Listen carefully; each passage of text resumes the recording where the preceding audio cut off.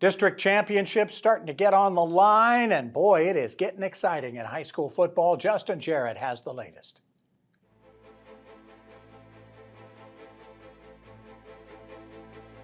Hey Lowco sports fans, we're running out of weeks in the high school football season, so it must be getting serious. Playoff seeding was on the line all around the Lowco on Friday night, so let's dive into the highlights in another edition of Lowco Lights on WHHI, powered by Lowcosports.com.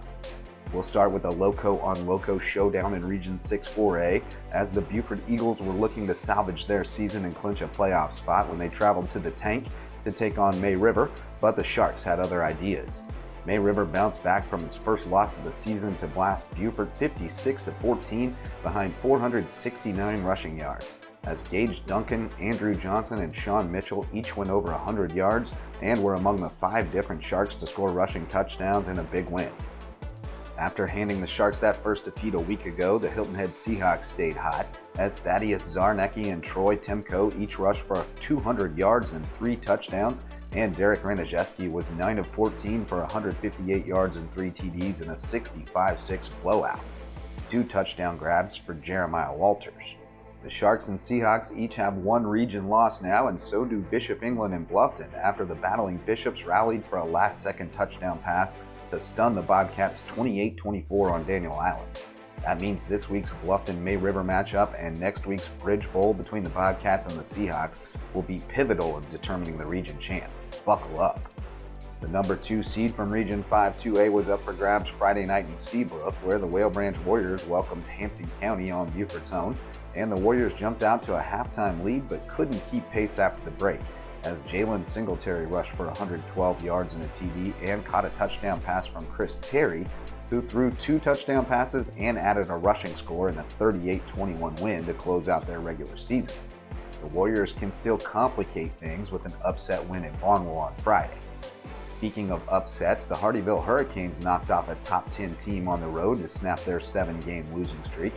The Canes were trailing by 2 late at Branchville when Dylan Pryor made a big-time catch on the sideline to haul in an Emiliano Santiago pass and set up Efrain Tinoco's 44-yard game-winning field goal for a 23-22 win.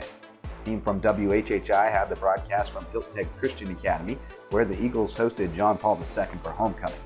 JP2's defense held up early and kept the Golden Warriors in it through halftime, but the Eagles got the offense going in the third quarter and pulled away for a 42-6 win.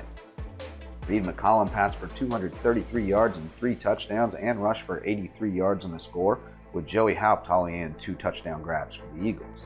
HHCA takes on Hilton Head Prep in its regular season finale, and the Dolphins will be riding high after clinching a playoff spot with a 56-13 rout of Christian Academy in Myrtle Beach on Friday afternoon in Sea Pines. 6 different Dolphins scored touchdowns, with Wyatt Butler and Anders Asplund finding the end zone twice. We're all set for a region title showdown Friday on Ladies Island after the Beaufort Academy Eagles and the Thomas Hayward Rebels cruised to big wins last week. Antonio Banner rushed for 129 yards and 3 touchdowns and added a touchdown reception, and Colton Young added 127 yards and a score on the ground, while Bo Pinkney and Kellen Fripp led the defense in Thomas Hayward's 51-6 rout of Carolina Academy.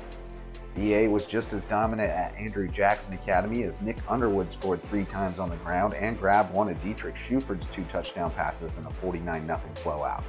Schuford also went over 100 yards rushing, and now he gets a shot at his former team for the region crown. Colleton Prep will finish 3rd in the region, but the Warhawks look like a Skeeza 1A title contender after dismantling previously unbeaten Dorchester Academy 38-12, and they have some key players back from injury, so don't sleep on Greg Langdale's squad. Tough losses this week for Battery Creek, Patrick Henry, and Cross schools, but they all get another shot again Friday night. We'll be live at 9:30 p.m. tonight for the Lowco Sports Lowdown, and we'll look back on all the action under the Friday night lights and check in on other sports news around the Lowco. So tune in to the Lowco Media YouTube channel for all the local sports news you need. For Lowco Sports and WHHI, I'm Justin Jarrett. Until next time, go Lowco. Thanks, Justin. We want to thank all of our guests for making us just a little bit smarter over the last 30 minutes, and a special thanks to you for tuning in. If you missed anything at all, we'll be back in 90 minutes. I'm Bob Stevens.